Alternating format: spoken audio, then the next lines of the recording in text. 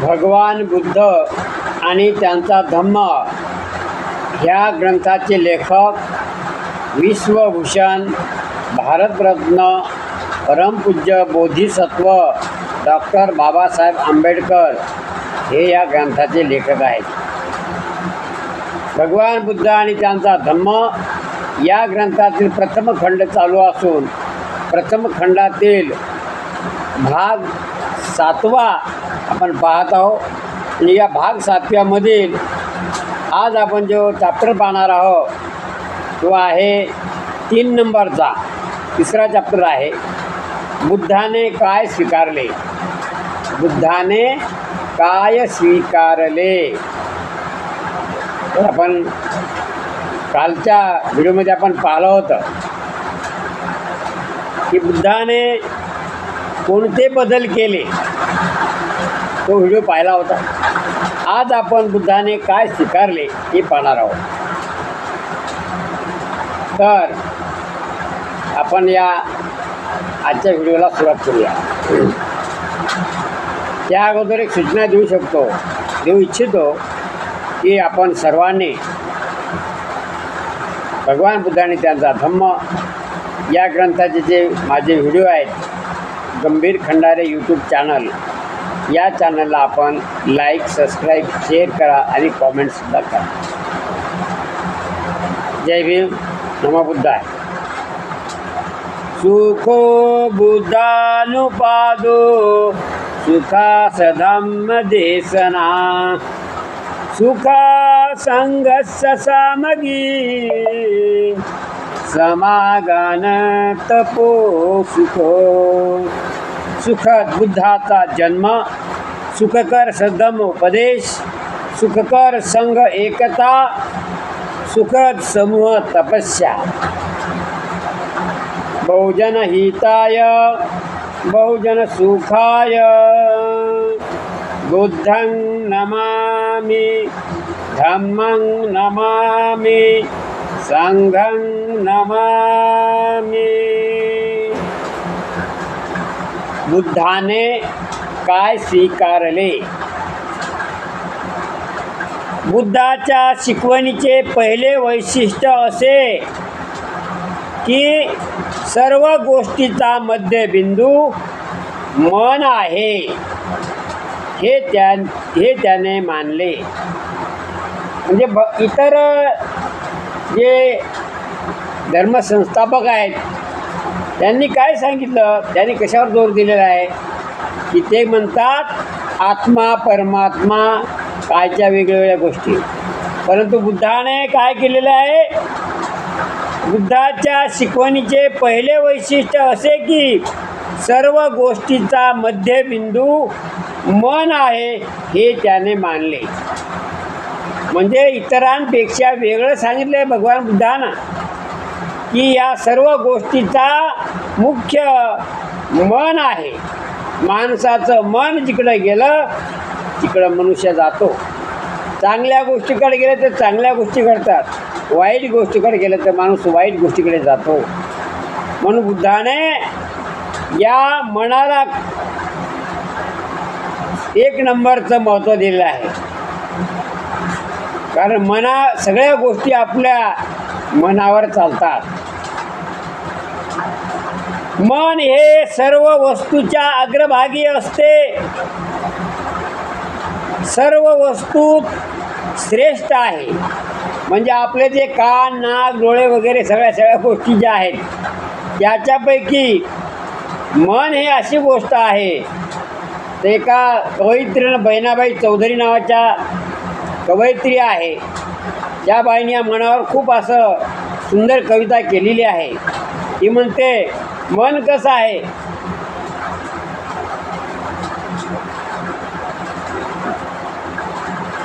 मन वढाय वढाय उभ्या पिकात ढोर. मन वढाय वढाय उभ्या पिकातल ढोर. इथे हाकला हाकला फिरून येते पिकावर. मन केवळ केवळ जणू खाकस चादाना. मन केवळ केवळ जणू काकसचा दाना, मन एवढ एवढ आभायात ही मायना, मन एवढ एवढ आभायात ही मावेना, मन चपळ चपळ काय सांगू त्याची मात, मन चपय चपय काय सांगू त्याची मात, आता होत भुईवर गेल गेल आभायात, आता होत भुईवर गेल गेल आभायात. पुन्हा मनाला काय म्हणते, मन जहेरी जहेरी काय सांगू त्याची मात, मन जहेरी जहेरी त्याची वेगळीच नात, तू साप म्हणे बळा त्याले उतारे मंतर, मन जहेरी जहेरी त्याची वेगळीच मात. नाही का, तू साप म्हणे बळा त्याले उतारे मंतर. अशा प्रकारे मनाचं वर्णन या बहिणाबाई चौधरी या कवयित्रीनं केलेलं आहे. तर हे आम्हाला आमच्या काळामध्ये आम्ही शिकत असताना, आम्हाला मॅट्रिक असताना ते कविता होती. तर असो पुढे बघूया. म्हणून बुद्धानं मनाला जास्त महत्त्व दिलेलं आहे. ते सर्व वस्तूवर अंमल चालविते.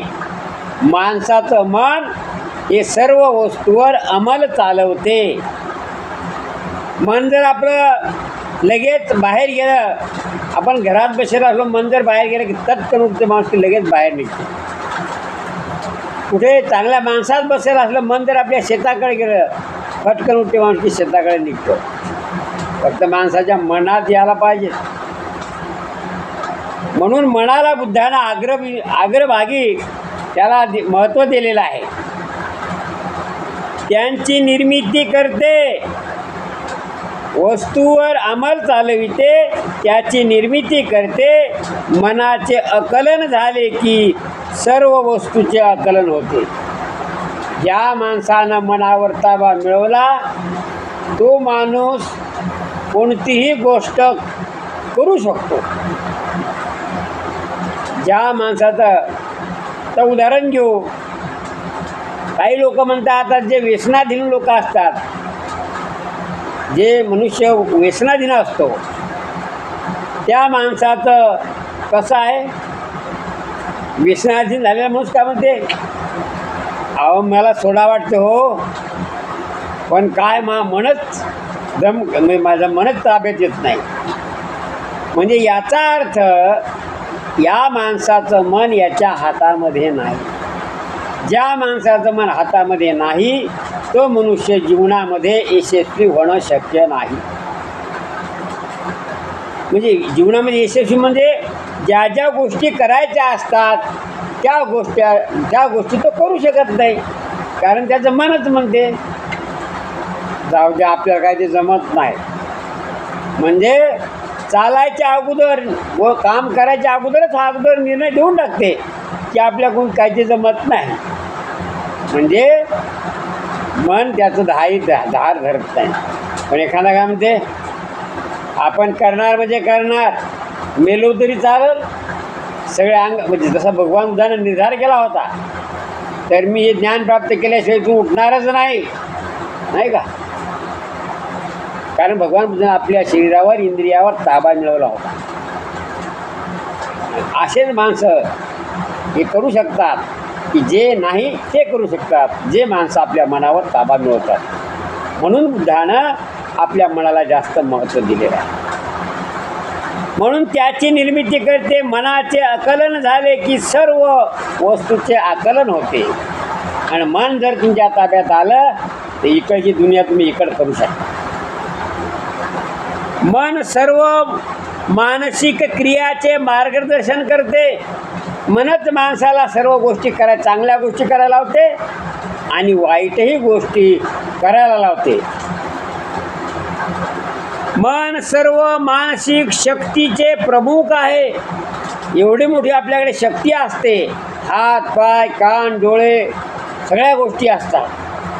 पण मन जर एकदा तिथून उठलं की नाही आपल्याला नाही करायचं, तिथे मनुष्य म्हणजे एवढसा काही गोष्टी करायची असतात नॉर्मल, ती गोष्ट तो मनुष्य करू शकत नाही, कारण त्याचं मन धाऱ्यावर धरलं नाही. त्याचं मन जर जागेवर नसलं तर प्रमुख आहे. मन हे त्या शक्तीचे बनलेले असते.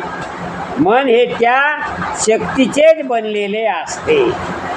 मन सर्व गोष्टीचा मालक आहे. एवढं मोठं माणसाचं शरीर आहे. या शरीराचा कारभार कोण पाहते?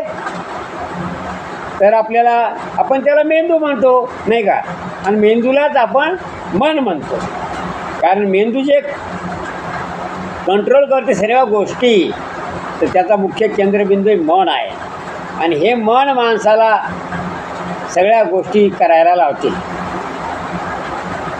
जे काही शिकायचं असेल, वाईट गोष्टी करायची, चांगल्या गोष्टी करायच्या असतील, तर सगळं हे कोण घडवून आणते? मन आणते. याचंच एक उदाहरण एका मुलीचं उदाहरण आहे. छोट्या मुलीचं, लहान मुलगी असते आणि ती मुलगी काय करते? तिच्या आईनं पेरू आणलेले असतात, पेरू पिकलेले असतात, आणि मग त्या मुलीला, ते लहान असते मुलगी, समजा पहिल्या दुसऱ्या वर्गात असत, त्या मुलीला काय करते? ती एक पेरू कापते आणि तिला खायला देते.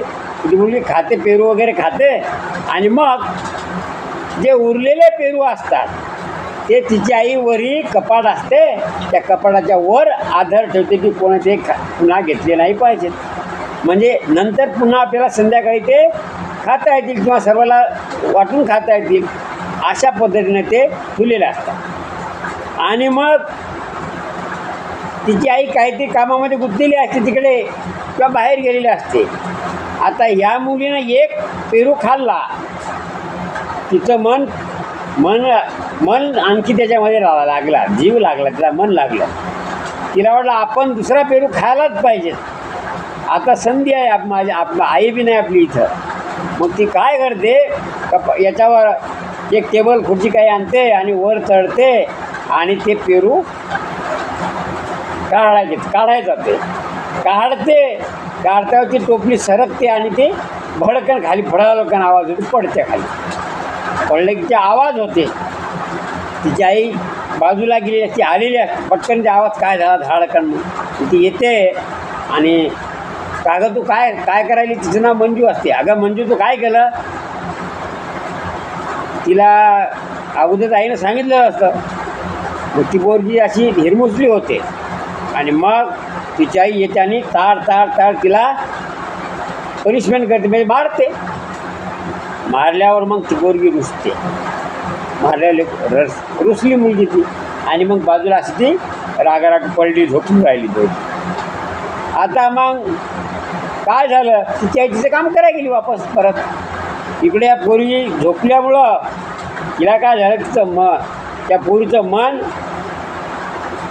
म्हणजे एकदम ती पोरगी अशी पूर्ण याच्यात गेली, मला मार खायचं काम पडलं असं तसं. मग त्याच्यातले जे अवयव होते तिचे, म्हणजे एकपर्यंत त्याला बेशुद्ध झाली समजा असं म्हणू, ते पलटी झोपलीसारखी. आणि त्याच्यामध्ये मग त्याचे अवयव काय म्हणाले, तिचे गाल काय म्हणायला लागले.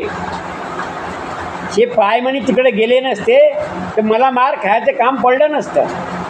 कोण म्हणाले? ते गाल म्हणाले त्या मुलीचे. मग ते पाय काय म्हणाले? माझा काय दोष आहे म्हणे, हे पाय म्हणे तिकडे गेले म्हणून म्हणे मी तिकडे गेलो. काय म्हणे माझं खरं आहे, मग मी गेलो. पण दाखवलं कोण म्हणे? डोळ्यांनी दाखवलं ना. डोळे म्हणे अरे हो म्हणे मी दाखवलं. डोळे म्हणे बरं मी दाखवलं, पण हे पाय जर गेले नसते तर मार कशाला खायला त्या गालाला नाही का? हो.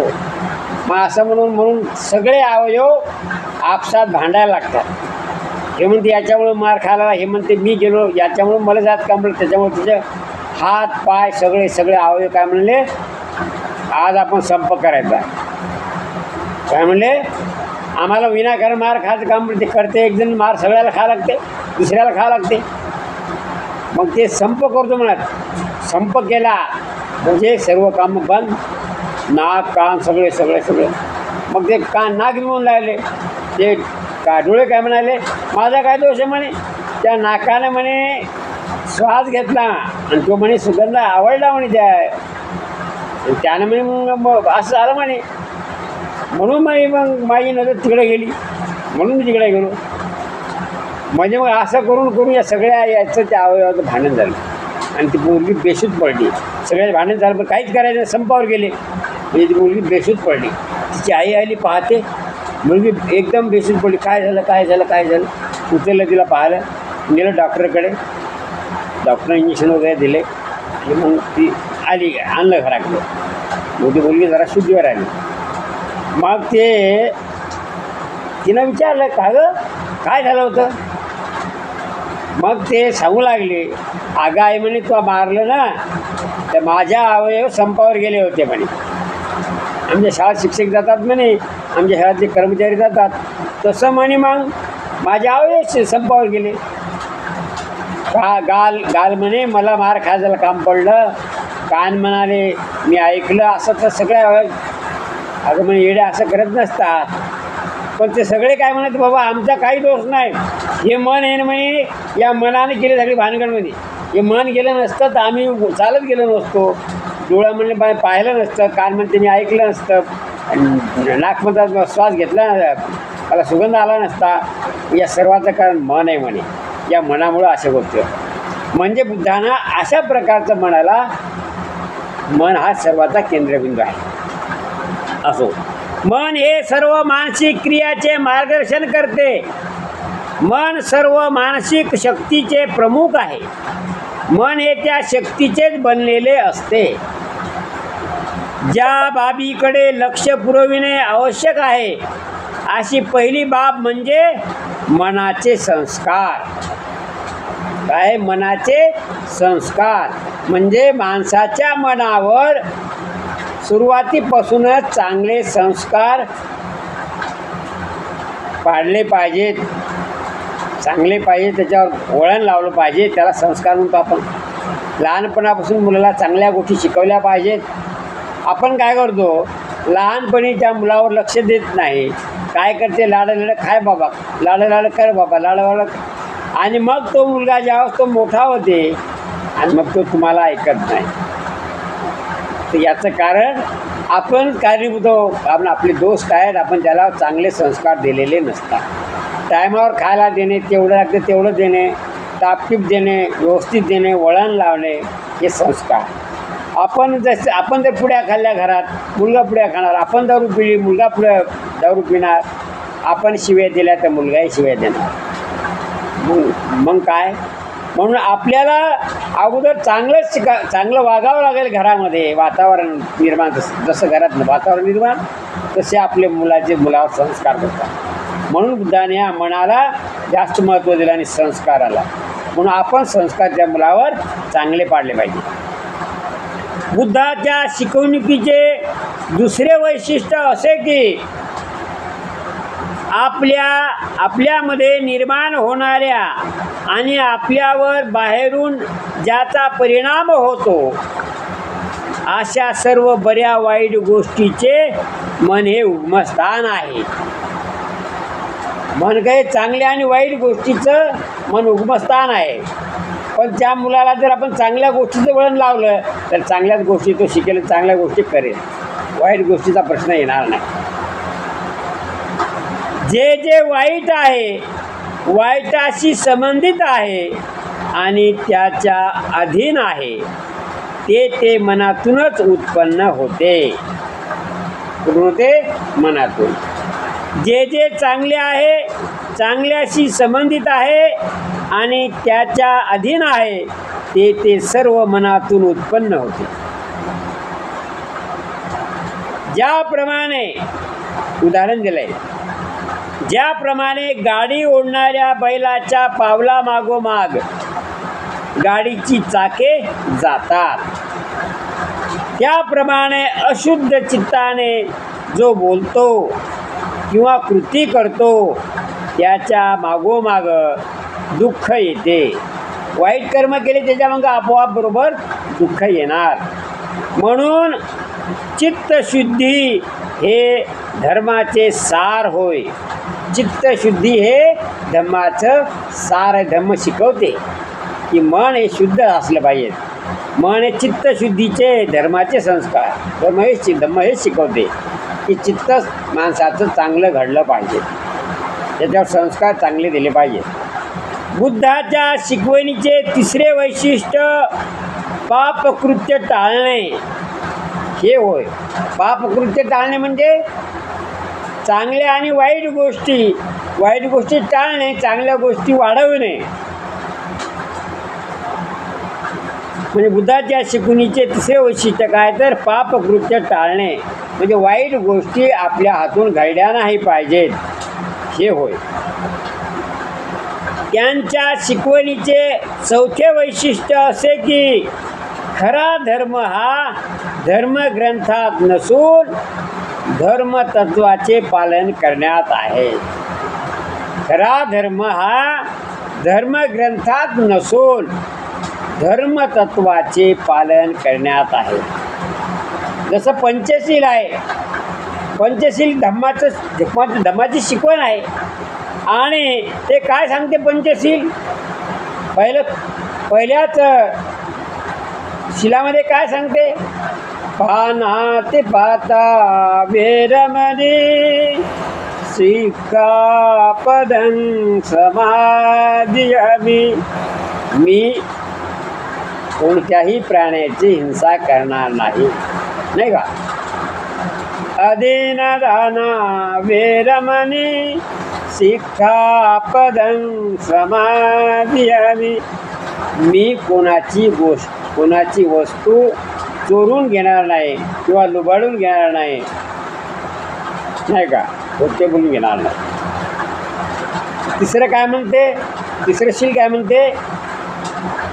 कामे सुमिच्छाचारा वेरमणी सिक्खापदं समादियामि. काम वासनेपासून अलिप्त राहण्याची मी प्रतिज्ञा करतो. म्हणजे काम व्याभिचार, काम तर या म्हणजे आपली पत्नी सोडून इतर ज्या माता भगिनी आहेत त्यांना मी आईला आई, बाईला बाई, ताईला ताईच म्हणे. म्हणून त्या कामे सुमिच्छाचारा वेरमणी सिक्खापदं समादियामि. कामवासनेपासून अलिप्त राहण्याचा प्रयत्न करी. नंतर नंतर म्हणते, तिसरं झालं, चौथं म्हणते मुसावादा वेरमणी सिक्खापदं समादियामि. मुसा म्हणजे खोटं बोलणार नाही. मी खोटं बोलणार नाही अशी मी प्रतिज्ञा करतो. एक खोटं बोललं त्याला 1000 खोटं बोलावं लागतं. म्हणून बुद्ध म्हणतात खोटं बोलू नका, मी खोटं बोलणार नाही. नंतर 5वर आला. आता 5वं शील काय म्हणते? सुरा मेरय मज्जपमादठाना वेरमणी सिक्खापदं समादियामि. 5वं शील ते सुरामेरय. सुरा म्हणजे दारू. सुरा म्हणजे दारू, म्हणजे मी दारू पिणार नाही. दारू म्हणजे सुरा मेरे मज्जे पमाद ठाना वेरमणी म्हणजे मी ज्या ज्या वस्तूपासून माणसाला नशा चढते किंवा नशा होते, मग त्याच्यामध्ये दारू आली, गांजा आला, अफीम आली आणि ज्या ज्या गोष्टीवरून नशा येते, बिडी आली, सिगारेट आली, तंबाखू आली, सुपारी आली आणि ज्या ज्या गोष्टी नशा येतात, काही गोळ्या आहेत कोणत्या, तर असे म्हणजे नेमकं दारूच नाही तर नशा ज्या ज्या पदार्थापासून माणसाला नशा होते चढते त्या गोष्टीपासून मी अलिप्त राहण्याची प्रतिज्ञा करतो. याला म्हणतात पंचशील.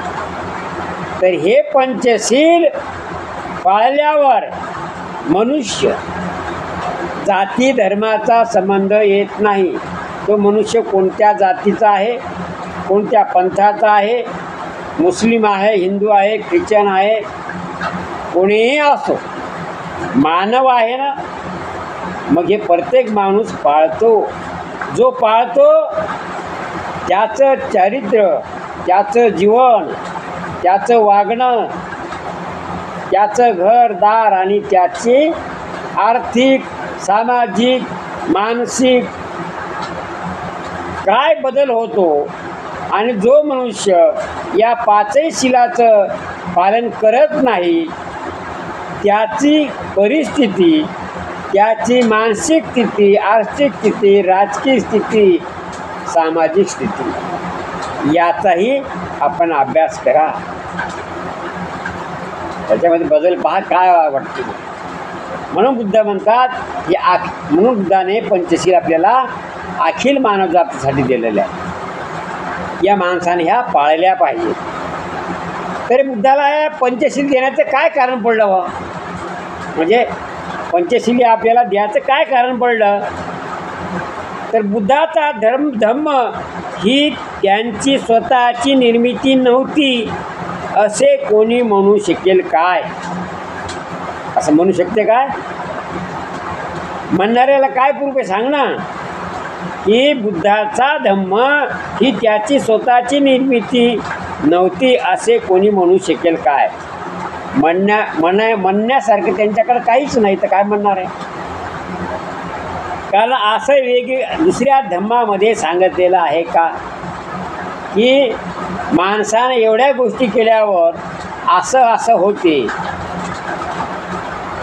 बुद्धाच्या धम्मामध्ये माणसाच्या जीवनाशी निगडीत काय काय महत्त्वाचं आहे हे शिकवलेलं आहे. आणि बाकीच्या धर्मामध्ये काय सांगितलेलं आहे, अवडंबर केलेलं आहे. त्याचा माणसाच्या जीवनाशी काहीही संबंध येत नाही.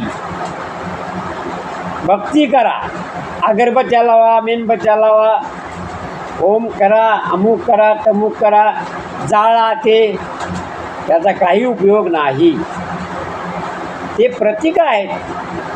अगरबत्ती लावतो प्रतीक आहे की बा या अगरबत्तीसारखं माणसाचं जीवन जळालं पाहिजे.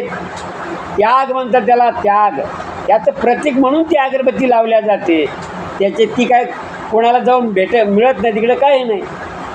लोक म्हणतात अगरबत्ती लावा देव खुश होते. हे अंधश्रद्धा आहे, चुकीचं आहे. अगरबत्ती याच्यासाठी लावा लागते की हे तथागता जशी ही अगरबत्ती जळते, स्वतः जळते आणि सुगंध देते चौकट, तसं माझं जीवन मी तथागताच्या चरणी अर्पण करून तथागताच्या चरणी जाऊन त्याचा शिलाचा सुगंध या सुगंधापेक्षा जास्त महत्त्वाचा चालेल. हे झालं त्या अगरबत्तीचं.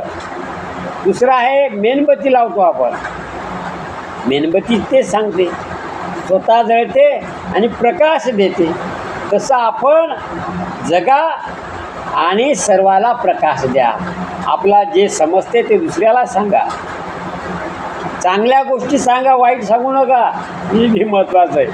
नाहीतर काय सांगायचे सांगणारे सांगतात काय काय सांगायचे. चांगले सांगणारे कमी मिळतात आणि इतर काही सांगणारे जास्त मिळतात. चांगल्या गोष्टी माणसाला पचत नाहीत, वाईट गोष्टी लवकर पचतात. तर बुद्धाचा धम्म ही त्याची स्वतःची निर्मिती नव्हे असे कोणी म्हणू शकेल काय नाही. बाकी धर्मामध्ये आत्म्याला, ईश्वराला, परमात्म्याला, देवाला महत्त्व दिलेलं आहे. भगवान बुद्ध माणसाला महत्त्व देते. भगवान बुद्धाच्या धर्मामध्ये माणूस हा केंद्रबिंदू आहे. माणसाच्या जीवनाच्या निगडीत असलेल्या गोष्टीच धम्म शिकवतो. कसं खायचं, किती टाईम खायचं, कसं जेवण करायचं, कसं चालायचं, कसं बोलायचं, काय खायचं काय नाही खायचं, किती कसं पाळायचं, हे बुद्धाचा धम्म सांगते. कसं झोपायचं, किती किती काळ झोपायचं, किती वेळ उठायचं, हे धम्म शिकवते. धर्मामध्ये तसं नाही, नीतिमत्ता शिकवते धम्म. धर्मामध्ये नीती आहे, पण ती कशी आहे, त्याला जेव्हा गरज पडली तेव्हा नीती लावतात, बाकी टायमी नीतीला महत्त्व दिलेलं नाही. धम्म म्हणजे नीती आणि नीती म्हणजे धम्म. भगवान बुद्धाच्या धर्मामध्ये नीतीला खूप महत्त्व दिलेलं आहे. म्हणून बंधूंनो, आजचा व्हिडिओ इथेच थांबूया आणि उद्याच्या व्हिडिओमध्ये आपण बघूया. पुन्हा भेटूया उद्याच्या. बुद्धं नमामि, धम्मं नमामि, संघं नमामि, बहुजन हिताय बहुजन सुखाय.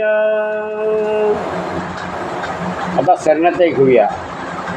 नाथी मे शरणागतं बुद्धो मे शरणं वरं, एतेन सत्यवचनेन होतु मे जयमङ्गलं.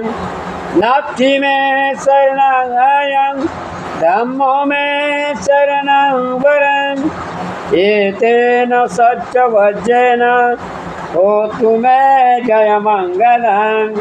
नाथी मे शरणागतं संघो मे शरणं वरं, एतेन सत्यवचनेन होतु मे जयमङ्गलं. साधु साधु साधु. बहुजन हिताय बहुजन सुखाय. जय भीम, नमो बुद्धाय. जय भीम, जय संविधान. उद्याच्या व्हिडिओमध्ये भेटूया. व्हिडिओला लाईक सबस्क्राईब करा, शेअर करा आणि कॉमेंट्ससुद्धा करा. उद्या भेटूया दुसऱ्या व्हिडिओमध्ये.